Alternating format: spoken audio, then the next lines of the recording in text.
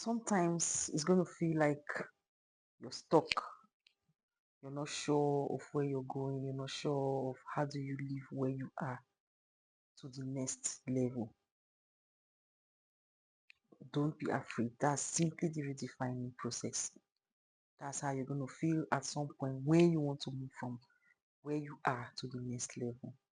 All you need is a mindset shift and start working on who you want to become, what you want to be, what you want to do to achieve your next level. It's all up to you. Change your mindset. Don't wallow in the pain or in disappointment or in the feeling of discontentment. Just keep going, keep moving. No matter how you move, keep moving. Don't stay stuck. Don't stay in one place. It's definitely going to turn out to be the best for you.